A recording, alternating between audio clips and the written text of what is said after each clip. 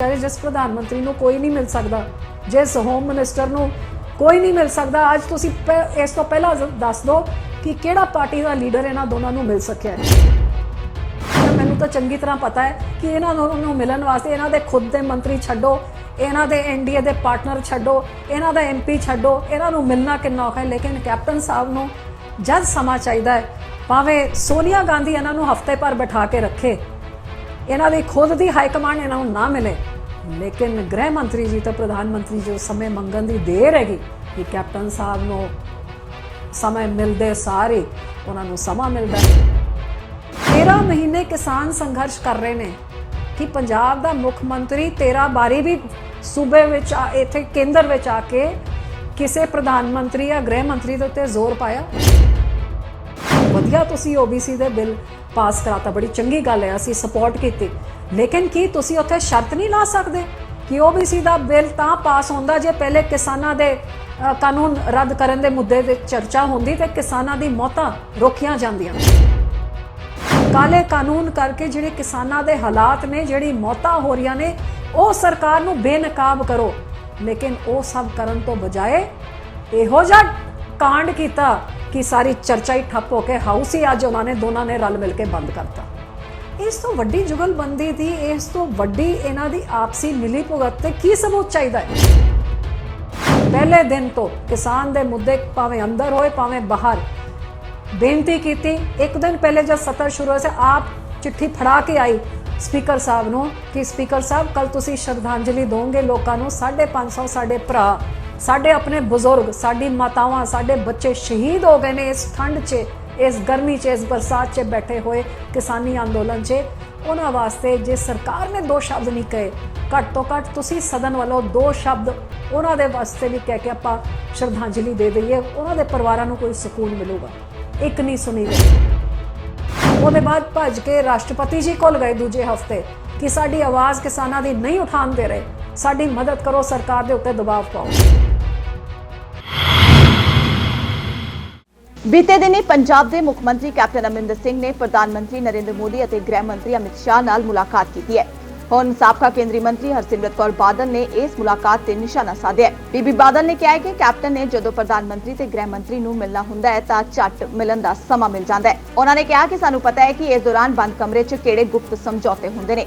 ਉਹ खुद एनडीए ਦਾ ਹਿੱਸਾ ਰਹੇ ਨੇ। ਇਹਨਾਂ ਦੇ सांसदां ਨੂੰ मिलना भी बहुत औखा है। कांग्रेस दी ते भाजपा दी जुगलबंदी सामने देखण नूं आए, भावें शुरुआत च समझ नहीं आई गल, लेकिन अखीर च अज जब ये सत्र खत्म होया, साफ तरीके दे नाल बिल्कुल क्लीयर हो गई है किवें कांग्रेस ने बाहर किसानां दी गल कीती ते अंदर जाके जिहड़ी सब तो वड्डी पार्टी, जोर तो उन्हां दा ही चलदा हैगा ना जी, कांग्रेस ते उन्हां दी अलायंस पार्टनर जिन्हें सब तो वड्डे नंबर लोक सभा या राज्य सभा च उन्हां दे ही हैगे, अंदर जाके एक दिन भी किसानां दी गल नहीं, बल्कि रोज़ प्लैकार्ड पेगासस जासूसी दे, रोज़ नारे जासूसी दे, 3.5 हफ्ते हाउस नूं चलन नहीं दिता जासूसी दे मुद्दे च। ते बाहर कदे ट्रैक्टर च चढ़ के, कदे किसान दे संसद में जाके, मैनूं हैरानी इस गल दी कि किसान दे मुद्दे च 3.5 हफ्तियां च किन्ने दिन सी कि तुसीं देखे कि 52 MPs हैगे कांग्रेस पार्टी दे। मैं तो कले किसी दिन 8 कांग्रेस पंजाब दे इकट्ठे नहीं देखे, ये छड्डो कि अपनी सारी पार्टी नूं इकट्ठे होके बाहर खड़े होके जासूसी दे नारे तो कई बारी लाए, लेकिन किसान दे नारे किन्ने बारी लाए। सो ये जुगलबंदी कि जिवें इन्हां ने जद ये बिल पास कराने सी, उस टाइम भी राहुल गांधी विदेश के सैर सपाटे वास्ते निकल गए तो अपनी पार्टी नूं वॉकआउट कराता, राज्य सभा जज आया तो उत्थे एबसेंट कराता, तो सरकार की मदद करके ये बिल पास कराते।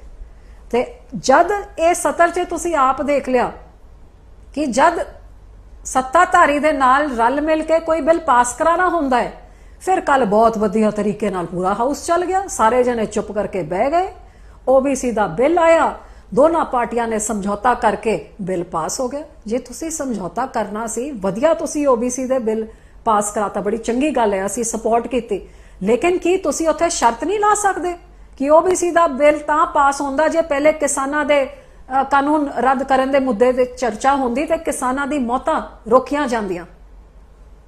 सब तो पहले ये मैनूं हैरानी हुई ते ਉਸ ਤੋਂ ਵੱਧ ਹੈਰਾਨੀ ਹੋਈ ਜਦ ਮੈਨੂੰ ਰਾਜ ਸਭਾ 'ਚ ਪਤਾ ਲੱਗਿਆ ਕਿ ਕੱਲ ਦੇ ਦਿਨ ਰਾਜ ਸਭਾ 'ਚ ਕਿਸਾਨ ਦੀ ਚਰਚਾ ਚੇਅਰਮੈਨ ਸਾਹਿਬ ਨੇ ਅਲਾਉ ਕਰਤੀ ਕਿ ਕਿਸਾਨੀ ਦੀ ਚਰਚਾ ਸ਼ੁਰੂ ਹੋਏ।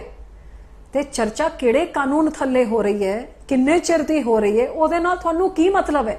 ਜਿਸ ਵੀ ਕਾਨੂੰਨ ਦੇ ਥੱਲੇ ਹੋਏ ਜਿੰਨਾ ਸਮਾਂ ਤੁਹਾਨੂੰ ਮਿਲਦਾ ਹੈ, ਕਿ ਕਾਂਗਰਸ ਦਾ ਕੀ ਕੰਮ ਸੀ ਕਿ ਤੁਸੀਂ ਸਰਕਾਰ ਦੀ ਜਿਹੜੀ ਐਂਟੀ ਕਿਸਾਨ ਵਿਰੋਧੀ ਪਾਲਿਸੀਆਂ ਹੈਗੀਆਂ ਉਹ ਦੁਨੀਆ ਦੇ ਸਾਹਮਣੇ, ਦੇਸ਼ ਦੇ ਸਾਹਮਣੇ ਲੈ ਕੇ ਆਓ। ਕਾਲੇ ਕਾਨੂੰਨ ਕਰਕੇ ਜਿਹੜੇ ਕਿਸਾਨਾਂ ਦੇ ਹਾਲਾਤ ਨੇ, ਜਿਹੜੀ ਮੌਤਾਂ ਹੋ ਰਹੀਆਂ ਨੇ, ਉਹ ਸਰਕਾਰ ਨੂੰ ਬੇਨਕਾਬ ਕਰੋ। ਲੇਕਿਨ ਉਹ ਸਭ ਕਰਨ ਤੋਂ ਬਜਾਏ ਇਹੋ ਜਿਹਾ ਕਾਂਡ ਕੀਤਾ ਕਿ ਸਾਰੀ ਚਰਚਾ ਹੀ ਠੱਪ ਹੋ ਕੇ ਹਾਊਸ ਹੀ ਅੱਜ ਉਹਨਾਂ ਨੇ ਦੋਨਾਂ ਨੇ ਰਲ ਮਿਲ ਕੇ ਬੰਦ ਕਰਤਾ। ਇਸ ਤੋਂ ਵੱਡੀ ਜੁਗਲਬੰਦੀ ਦੀ, ਇਸ ਤੋਂ ਵੱਡੀ ਇਹਨਾਂ ਦੀ ਆਪਸੀ ਮਿਲੀ ਭੁਗਤ ਤੇ ਕੀ ਸਬੂਤ ਚਾਹੀਦਾ ਹੈ? 13 ਮਹੀਨੇ ਕਿਸਾਨ ਸੰਘਰਸ਼ ਕਰ ਰਹੇ ਨੇ ਕਿ ਪੰਜਾਬ ਦਾ ਮੁੱਖ ਮੰਤਰੀ 13 ਵਾਰੀ ਵੀ ਸੂਬੇ ਵਿੱਚ ਇੱਥੇ ਕੇਂਦਰ ਵਿੱਚ ਆ ਕੇ ਕਿਸੇ ਪ੍ਰਧਾਨ ਮੰਤਰੀ ਜਾਂ ਗ੍ਰਹਿ ਮੰਤਰੀ ਦੇ ਉੱਤੇ ਜ਼ੋਰ ਪਾਇਆ?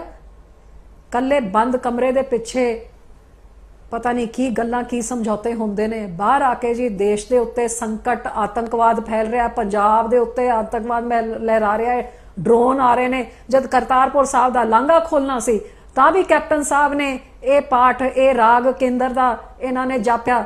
ਜਦ ਕਿਸਾਨੀ ਅੰਦੋਲਨ ਹੋਇਆ ਤਾਂ ਵੀ ਅਮਿਤ ਸ਼ਾਹ ਨੂੰ ਮਿਲ ਕੇ ਆਏ। ਅੰਦੋਲਨ ਜਦ ਸਿਖਰ 'ਚ ਅਗਲੇ ਦਿਨ ਕਿਸਾਨ ਦਿੱਲੀ ਪਹੁੰਚ ਰਹੇ ਸੀ, ਬੰਦ ਦਰਵਾਜ਼ੇ 'ਚ ਬਾਹਰ ਆ ਕੇ ਫਿਰ ਇਹ ਗੱਲ ਕੀਤੀ।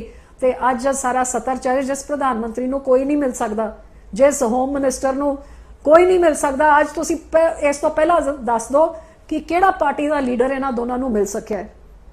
ਕਿਹੜਾ ਵਿਰੋਧੀ ਪਕਸ਼ ਦਾ ਕੋਈ ਲੀਡਰ ਜਾਂ ਕੋਈ ਮੁੱਖ ਮੰਤਰੀ ਜਾਂ ਇਹਨਾਂ ਦੇ ਐਨਡੀਏ? ਮੈਂ ਤਾਂ ਐਨਡੀਏ 'ਚ ਰਹੀ ਹਾਂ, ਮੈਨੂੰ ਤਾਂ ਚੰਗੀ ਤਰ੍ਹਾਂ ਪਤਾ ਹੈ ਕਿ ਇਹਨਾਂ ਨੂੰ ਮਿਲਣ ਵਾਸਤੇ ਇਹਨਾਂ ਦੇ ਖੁਦ ਦੇ ਮੰਤਰੀ ਛੱਡੋ, ਇਹਨਾਂ ਦੇ ਐਨਡੀਏ ਦੇ ਪਾਰਟਨਰ ਛੱਡੋ, ਇਹਨਾਂ ਦਾ ਐਮਪੀ ਛੱਡੋ, ਇਹਨਾਂ ਨੂੰ ਮਿਲਣਾ ਕਿੰਨਾ ਔਖਾ ਹੈ। ਲੇਕਿਨ ਕੈਪਟਨ ਸਾਹਿਬ ਨੂੰ ਜਦ ਸਮਾਂ ਚਾਹੀਦਾ ਹੈ, ਭਾਵੇਂ ਸੋਨੀਆ ਗਾਂਧੀ ਇਹਨਾਂ ਨੂੰ ਹਫ਼ਤੇ ਭਰ ਬਿਠਾ ਕੇ ਰੱਖੇ, ਇਹਨਾਂ ਦੀ ਖੁਦ ਦੀ ਹਾਈ ਕਮਾਂਡ ਇਹਨਾਂ ਨੂੰ ਨਾ ਮਿਲੇ, ਲੇਕਿਨ ਗ੍ਰਹਿ ਮੰਤਰੀ ਜੀ ਤੇ ਪ੍ਰਧਾਨ ਮੰਤਰੀ ਜੋ ਸਮੇਂ ਮੰਗਣ ਦੀ ਦੇਰ ਹੈਗੀ ਕਿ ਕੈਪਟਨ ਸਾਹਿਬ ਨੂੰ ਸਮੇਂ ਮਿਲਦੇ ਸਾਰੇ ਉਹਨਾਂ ਨੂੰ ਸਮਾਂ ਮਿਲਦਾ ਹੈ। ਤੇ ਕੀ ਬੰਦ ਕਮਰਿਆਂ 'ਚ ਚਰਚਾ ਹੁੰਦੀ, ਕੀ ਸਮਝੌਤੇ ਹੁੰਦੇ ਨੇ, ਇਹ ਤਾਂ ਉਹੀ ਦੱਸ ਸਕਦੇ ਨੇ ਜਿਨ੍ਹਾਂ ਦੇ ਵਿਦੇਸ਼ੀ ਧਨ ਦੇ ਜਿਹੜੇ ਕਾਲੇ ਬਲੈਕ ਮਨੀ ਦੇ ਕੇਸ ਜਾਂ ਬਲੈਕ ਮਨੀ ਦੇ ਸਵਿਸ ਅਕਾਊਂਟ ਦੇ ਸਿਰੇ ਸਾਰੇ ਕੇਸ ਠੰਡੇ ਬਸਤੇ 'ਚ ਪਾਏ ਹੋਏ ਨੇ, ਜਾਂ ਫਿਰ ਉਹ ਕੈਪਟਨ ਸਾਹਿਬ ਜਿਨ੍ਹਾਂ ਨੇ ਸਾਰੇ ਪੰਜਾਬ ਦੀ ਕਿਸਾਨੀ ਨੂੰ ਦਿੱਲੀ ਦੇ ਬਾਰਡਰਾਂ 'ਚ ਬਿਠਾ ਛੱਡਿਆ ਹੈ ਤੇ ਕੇਂਦਰ ਵੱਲ ਉਹਨਾਂ ਦਾ ਧਿਆਨ ਪਾ ਕੇ ਆਪਣੀ ਜਿਹੜੇ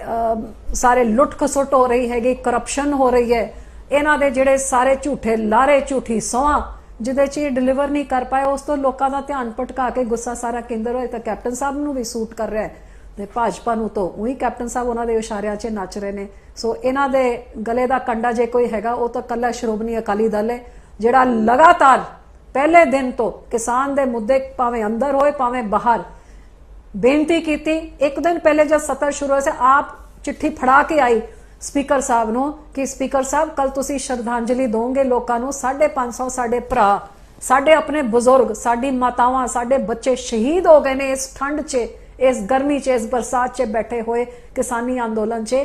ਉਹਨਾਂ ਵਾਸਤੇ ਜੇ ਸਰਕਾਰ ਨੇ 2 ਸ਼ਬਦ ਨਹੀਂ ਕਹੇ, ਘੱਟ ਤੋਂ ਘੱਟ ਤੁਸੀਂ ਸਦਨ ਵੱਲੋਂ 2 ਸ਼ਬਦ ਉਹਨਾਂ ਦੇ ਵਾਸਤੇ ਵੀ ਕਹਿ ਕੇ ਆਪਾਂ ਸ਼ਰਧਾਂਜਲੀ ਦੇ ਦਈਏ, ਉਹਨਾਂ ਦੇ ਪਰਿਵਾਰਾਂ ਨੂੰ ਕੋਈ ਸਕੂਨ ਮਿਲੂਗਾ। ਇੱਕ ਨਹੀਂ ਸੁਣੀ ਗਈ।